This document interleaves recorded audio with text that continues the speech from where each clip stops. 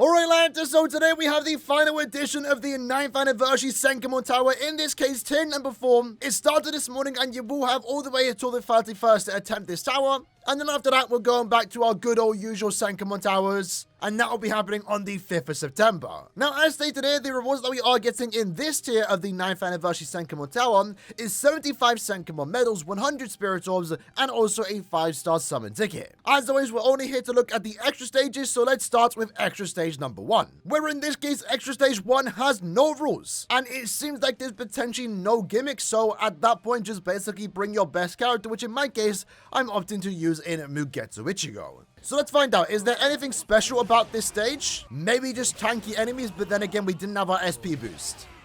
Seems like bringing Mugetsu was the right choice here, since there are hidden enemies. Not like it really matters, we aren't really being timed here on clear time. Might as well use our Sobon. There we go.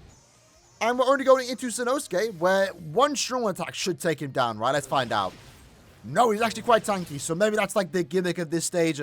High HP enemies. Let's dodge out the way. Dodge out of that too. The lack of a status summon here is kind of what's slowing us down. But hey, if we can still clear under a minute, that's honestly fine. Having to use a few extra strong attacks here. But we finish up with the SA1.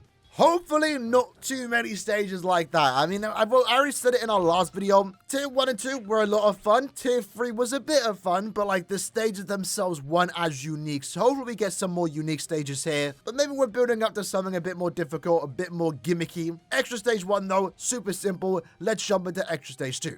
And in extra stage 2, we only want to bring an Espada character. We are going up against humans. Damn, that might be a bit difficult. What Espada does have human killer? I think Zapro? Yeesh. I guess we're going to bring him. I think they want you to bring this Okiura. Maybe there's a new Okiura that I'm forgetting about, or a new Espada with human killer. I don't own them though. We haven't had an Espada released in a while. The most recent one being those that released during the Golden Week Future Society banner, but again, none of them have human killer. Okay, so in this case, there are laceration pools. So we do want to be a tad bit careful. They don't stay up too long, but the gimmick might be if you get hit by it, you're constantly lacerated. We're not going to even find out in this. Oh, back up. Somehow, we managed to dodge that. Lucky there isn't that many enemies or waves, which in this case is doing us favors since we are using Zapdo. For some reason, I don't have long stride onto the character. But damage ain't looking too bad here. But I'm pretty sure I built this character, and I've actually worked on him. I believe he has like SP level 10 and stuff. Damn. We'll keep it going. Didn't have a strong attack ready, but he is actually built, I think, for Guild Quest content. There we go. So not too bad, to be fair. I mean, the human enemies can be quite annoying, let's be honest. But in this case, there's only like 2-3 waves. In this tower in particular, we have seen quite a lot of waves, to say the least. Let's use our SA2 to push Orihime back, get out of the way. Seems like she's not using her sub bomb. Actually, she can use her sub bomb. We just applied laceration, and that was stopping it. In this case, honestly, yeah, Zapdo wasn't too bad, surprisingly. Again, he's one of those few characters that has 2 damage over time status augments. Him and Cien, for example, are very similar, which is kind of cool. There's a lot of, how do I say it? Synergy with those 2 characters. And double damage over time status augments have been actually really good in content like Limit Breaker, and also right now in Senkamon Quest. We could have cleared that quest a lot faster had we not taken damage, but it seems like Zapdo's the go-to. But I think any good recent Espada, regardless of their killer effect, would be good here. I think many people's go-to might be Future Society Okura and also Naruto. They're probably going to be good enough to be used in this stage. Extra stage of 3 is range attack damage is cut in half. We only want to bring in Aranka. Damn, they really want us to bring Aranka characters. What is going on? So who do we want to bring here? What character are we going against? Quincy Stamrites. There's no way it's an Aaroniero stage. For those that have Neliel, just use her. She'll probably beat it. You can probably get away using Gantian Bane. He has Lacerate with Stamrit to kill her. You can probably bring Mila Rose. But in our case, I mean, if they want us to bring it, Aaroniero, best believe we're going to bring him. I don't usually like bringing the best character possible, but in this case, yeah, best believe we're going to bring him. Hold on, are we a range character? No, we're melee, right? So I guess Nell wouldn't be as good, but I mean, Nell's damage output's probably good enough, to be honest. So in this case, we have to be a tad bit careful, because the thing is, can we dodge it? Okay, no, we can't. Maybe I messed up there. But it's a bit awkward with Aaroniero because he does have a laceration. And we do have an increased chance in this particular quest. But the laceration only lasts like 2 seconds. So you don't get time to like quickly dodge away from it. If anything, we have to inflict lacerate. And try and get Drugum to attack us. And then give us time to like flash step away, right? So for example, let's bring him down here. Oh, do that. Can we get away? Okay, here we go. So we're going to get him in this corner. Let him attack us. Okay, never mind. Let's try that again. So SA2 should inflict the status. I guess we don't need to spam. Let's just only use our strong attacks when the lacerate isn't applied. Let him attack us. I just get into the corner. Let him attack, and then flash step all the way. There we go. That's what you want to do. To not get hit with a status when using Aaroniero. So there we go. Basby goes down in just 25 seconds. No damage is taken. That's pretty good. We're going to do the same thing to Ugrim. Back down and use our strong attack 1 when the lacerate wears off. We inflict lacerate again. Might also use a... Okay, the SA3 didn't affect the stars in there. Back up. Oh, luckily dodged that. That's why you want to give your characters long stride, right? Seems simple enough, though. And then SA2 takes down Ugrim. Who is the final enemy? Was it Basby? It's Uryu, okay. Kind of cool, I guess, they have these 3 characters back to back. Oh, dodge that. We can inflict lacerate guaranteed with our soul bombs, so let's do that now. Let him attack us, and then back all the way up. Kind of got stuck there. Never mind. Does he use a soul bomb? Doesn't seem like it because this someone does actually have a heal move, so he doesn't use it. So I guess if you've yet to attempt that quest, you're better off using your Summon on 2nd or 1st stage, because they can use their Summon, right? Uryu seems to be the easiest boss despite him being the last one. But yeah, this stage seems simple enough. If anything, this stage more so comes down to being forced to use a melee character that isn't a Sparta, but there are quite a few out there. Should be relatively simple enough. Extra stage 4 seems to have lacerate and also freeze pulls. We are going against Hollow, so in that case, we're going to bring a good or reliable Mugetsu. Why not, right? Final boss is also a Hollow character too, so it works on our favor. Anytime in Senkamon quests, and I did use this character in the first of 10 stages just to speedrun this tower for my overall profile. In regards to playtime, if I can bring a power character, best believe I'm bringing Mugetsu. And to be fair, it probably trivializes this stage. As we can see, there are a bunch of freeze pulls.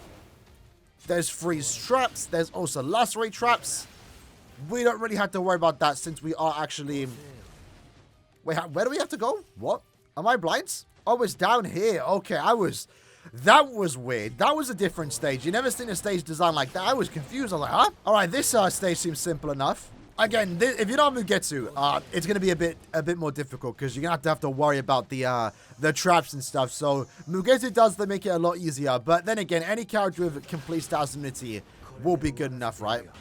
Let off the Mugetsu. Surprisingly, it doesn't kill, but the SA1 does. I kind of like that stage, though. I kind of like that stage. I think we definitely would have spent more time. I think we would still, like, easily beat it without Mugetsu. But if we weren't using a character, like, immune to every status, we would have definitely spent more time slowly but surely clearing that stage. Stage number 5 has us go against 3 Squad 0 members. And in this case, we just want to bring a mind. Any hard character, I think, would do, right? Like, you could probably just bring...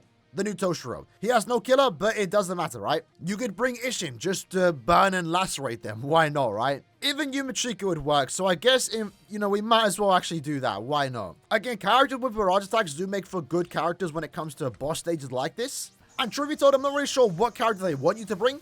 Didn't really look for it, but it's fine. So once we inflict the Spasm, we should be fine. Let's use our SA2 here. We get the status proc dodge out the way. Not so much, but... Yumachika is quite self-sufficient. We can actually heal ourselves back up to full stamina. We're just going to have to inflict the status proc, which the SA2 should hopefully do, right? Never mind. I probably should have given this character a long stride in advance. Damn, we got inflicted with weakening for standing in it for like half a second. No status proc. Damn, we got weakened again. Are they guaranteed to inflict? Damn. What is going on? Hold on. Let me just double check. Yeah, okay, that's funny. That's funny. It seems like the second you touch it, they inflict you with statism, and in this case, weakening. So you do not want to touch it. I got a status proc there. We're not back up to full stamina, though. Let's dodge this. Never mind, he has instant kill, so he doesn't use his sub one.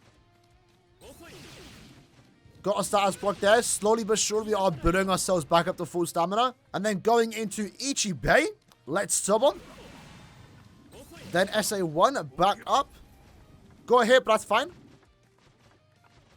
Lucky for us again, the drain does keep us up. And then we do inflict the status summon on that SA2 barrage attack. Ichibei goes down. That was kind of a fun stage. I'm kind of glad I didn't use someone that was immune to weakening because that's kind of funny. So yeah, if you are playing extra stage 5, just be careful of the weakening pulls. If we didn't have someone like Yumachika that had, you know, built-in healing, that would have been a bit more difficult, but not too bad nonetheless.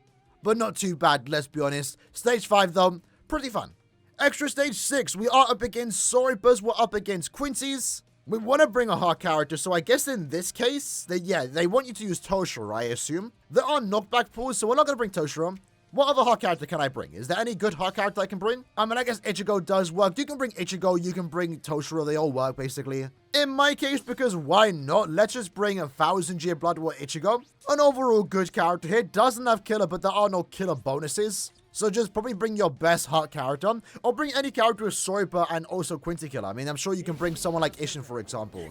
I think the gimmick here is going to be the pushback pulls. Damn! Damn! Are they non-stop going? Okay. So, we have to, like, get lunged around. Yo! Okay, having someone with Vortex is going to be good here. Can I get through, please? Come on. There we go. We're through. There we go. Not too bad. And we have to get all the way back up to the top. Luckily, they don't damage us. If they even did 1 damage, that would be a tad bit annoying. So the safe spot here is going to be right in the middle. This one doesn't seem too bad, to be fair. We don't have to maneuver all too much. Just move back and forth. Yeah, quite nice and easy. What happens if you get pushed into it? Okay, that's kind of funny. This is a funny stage. All right, so what are these ones saying? Seems simple enough. Right now, it seems like the first stage is going to be the more difficult one. Right, so let's get Grammy to the bottom. Let him use his attack, so boom. And then go forwards. There we go. Nice and easy to dodge. Looks like we only have to use 1 more strong attack to take down Grammy. The strongest Quincy. Looks like our clear time has been quite consistent when it comes to all these stages, clearing it in just above 1 minute clear time. That stage was pretty fun though. The knockback statues being non-stop, pushing you all over the map. That was kind of cool. I like that one.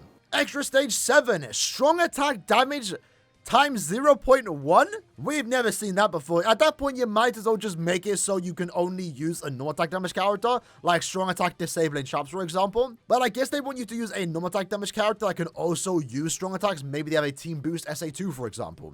Who do they want us to use here? I see Soripus, so maybe Future Society Orihime. I don't own her. So I guess in that case, we'll bring our best Nat character in the technique attribute, Aizen, right? I mean, Aizen does have an increased chance to inflict weakening against any speed enemy, so we'll be relatively fine and safe. And I guess because there are no strong attack disabling traps, we can just basically use our strong attacks freely. And that will essentially give us the protection that we need. And that will essentially give us the protection that we do need, right? With the barriers. The question is, though, is that these stat elements also similar to the last stage where, like, it's guaranteed to be inflicted? Damage output went super high there. Once we do inflict the stat element, Soulful goes down super quick. Let me double check though. Okay, it doesn't seem to be the same gimmick. If you stand in the pool, you're not guaranteed to be afflicted with stat summon, right? What's the damage here on our strong attacks? Look at that. Barely anything. We're doing like 1k per hit. But our strong attacks do hit quite a few times. Does Sophon use a sub-bomb? Doesn't seem like it. So relatively easy stage there.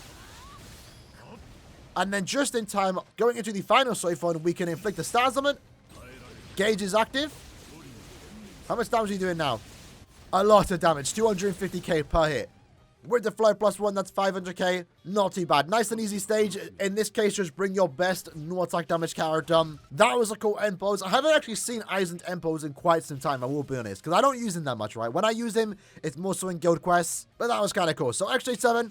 Nice and easy claim. Extra stage 7 has burn and also poison pools. There are no affiliation enemies, so I guess bring your best no affiliation killer. Let's check what we actually can use it. So plenty of characters. Toshiro, White, Ichigo, Macy. So many good no affiliation killers. I'm going to bring my favorite of the bunch. Let's bring Esnot. Still can't believe we didn't get a new Esnot for the anniversary. Can you believe it? But I guess that's going to add a bit more excitement for end of year, because surely they're not going to have us wait that long for a new rookie in Esnot, right? Like, again, on a popularity stance, the most hype thing to come from Season 2 was Esnot vs. Rukia. More so Rukia's Bankai, but everyone loves Esnot, right? I would like to think. Everyone at least likes his Volstanic form. We didn't get it for the anniversary, but surely we are going to get it for end of year. But having said that, hypothetically, if it's not Esnot for end of year, and also Rukia, I mean, there's still some cool stuff they can do. Masking also Renji, Senjumaru's Bankai. Maybe they might do what they did last year and give us an early core free banner, but I don't think I would want that. Now, unfortunately, we have actually taken burn damage. Is it instant proc? No, it's not. So that slows us down a tad bit, but I mean, seems like a simple enough stage. Nothing too crazy. What's the gimmick here? Enemies on the final stage, is that it? I guess Con's quite tanky here, but we have lost our full stamina, so I really can't say for sure how strong Con is supposed to be here. Let's use our Sobom though.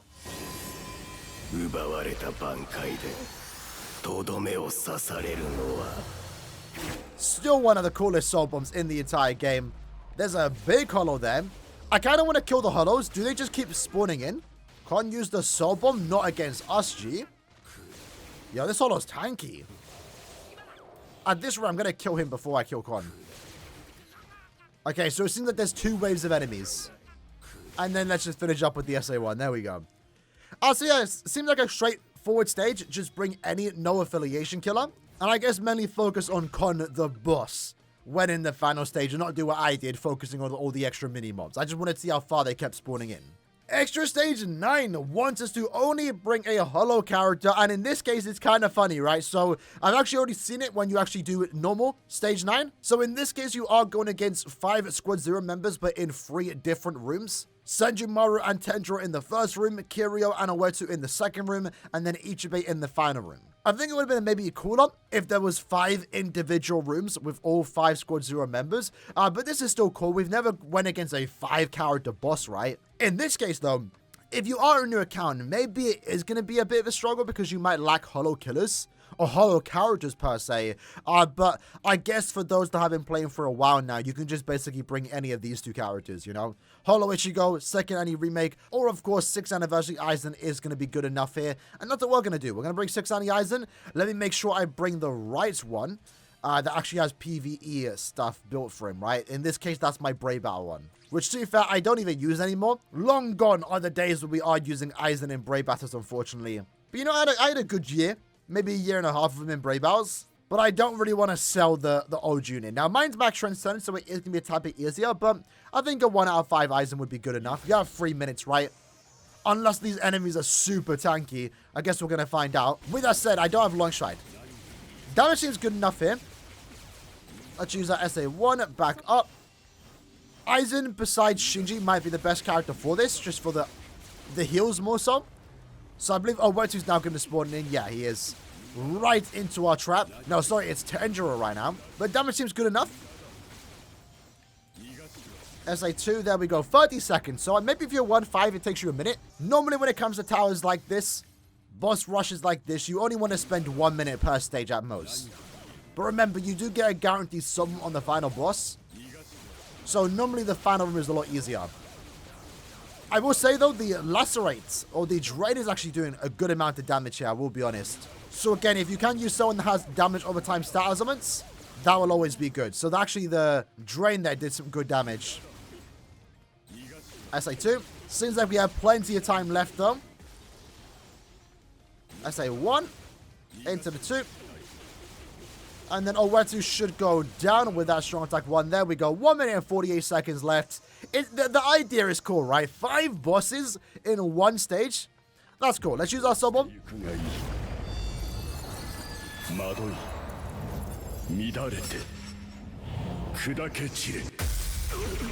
Man, this Aizen is just perfect. I can't wait for, is it 11th anniversary? When we get a remake of him?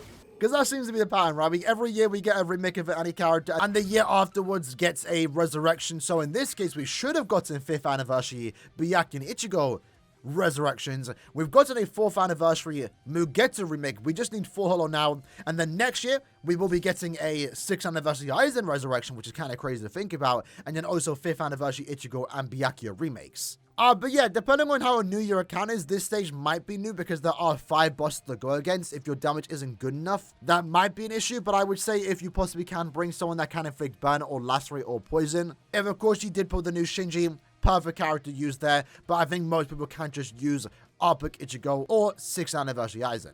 And then lastly, captain affiliation only. We do want to bring a holo or captain killer, or in this case against this Shinji, a sniper killer. And of course, to no surprise, this stage does want you to bring the new Kensei. I of course don't have him. So in my case, I could just bring this character, could just bring this character, could just bring Kenpachi, which is what we're exactly going to do. Only because I like Kenpachi, and he does have lacerate, and a high damage output. And I got him max transcended. It's like basically the reasons. But in this case, it seems like simple enough. Just bring your best captain character. If you pull Toshiro, you can just bring him. Truth be told, Toshiro might even be better than Kensei for this particular stage. So how annoying are these knockbacks things going to be? Oh, got hit there, but damage output is not an issue. We can actually destroy them, so they don't seem too bad. Unfortunately for us, though, I can't get back up to full stamina. I have no ways to heal myself. But what we are going to do is use our EX attack. We need to get an SP boost again. Let's Soul Bomb. Wait, hold on. What happened to my EX attack? Did it just go away? Oh, I got debuffed? Hold on. Does the debuff cancel out my EX attack? Maybe it canceled out the aura. Maybe we still had the effect, but the aura was gone. But that's interesting, I guess. Let's charge up the free. No, man. I let it off early. I actually didn't need to. I didn't need to, yeah. So my Kenpachi made that super trivial. But I think a 1-5 Kenny would do the same. Any hard character would do the same. I think that stage actually was quite simple enough. But with that said, lads, that was tier 4 of the 9th anniversary Senkaman Tower, and with that, we are now officially done the 9th anniversary Senkaman Tower. Overall, I will say I've had a lot of fun doing these videos and actually going through all stages of this tower. For those that are wondering, we are going to recap the anniversary, go over the goods, the bads, and give my overall thoughts on the 9th anniversary celebration as a whole. And of course, in that video, we are going to talk about the 9th anniversary tower itself. But I think this is actually a great addition to the anniversary. There were some good and bad things, right? I think the good is that a lot of the stages were different. It won't just simply have the new best character and automatically beat it, right? You know, as of late, the only new towers that we have been getting, new stages, have been Gates of Oblivion, and they're essentially just designed based on new characters, right? These stages, while of course some stages were designed for you to bring the new character in mind, right? Like stage 9, for example, you wanted to bring Shinji, you didn't have to. But in the last 4 tiers of these towers, there have been a lot of different gimmicks that were just fun. You know, guaranteed to inflict a status summon upon standing on a status summon. There was knockback towers, strong attack damage times 0.1. Like, it's just dumb stuff like that that is just kind of enjoyable when it comes to Senkaman towers, right?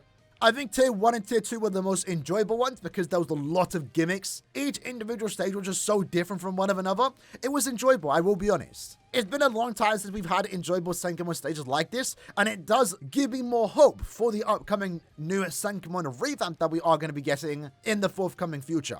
Because if it means we can get more enjoyable Senkaman stages, I'm overall down for it, and I might be going back to doing my monthly Senkaman streams because, yeah, these have been fun. It wasn't perfect though, let's be honest. There were, again, still some bad things. Like I said, some people didn't like the idea of having weekly Senkaman stages. I personally don't want every new tower, by the way, to be like this. Maybe only for anniversary. The rewards themselves also could have been better. I mean, for the most part, we get what we usually get. I saw a lot of people saying that the rewards are lowered. For the most part, they're not. In any month of Senkaman, you get 480 orbs. In this case, we got 470, so 10 less. But we do get a better 5-star summon ticket, so you can basically say the rewards are a usual Senkaman tower. For an anniversary tower, you would like to have a tad bit more, maybe 50 more, maybe 100 more. So if there was anything to improve upon, it was the rewards. It's not like the rewards were bad, they were just normal. But for an anniversary, maybe just give us a tad bit more. And you could maybe make a case that a lot of the rewards were tied behind the extra stages that are a tad bit difficult, so a new player couldn't really do it, which is fair. So again, tower itself wasn't perfect. There's definitely improvements to be made. But in my opinion, from my playthrough over these last 4 videos, these last 4 tiers, I've had a lot of fun. It was different. This offered something that we haven't had in Senkaman for like the last 5-6 years maybe. So I relatively enjoyed it. There's improvements to be made, and maybe we'll see that next year during the 10th anniversary Senkaman Tower. But with that said, that wraps up our 9th anniversary Senkaman Tower videos. Hope you guys enjoyed the video. See you guys next time. Take care and peace.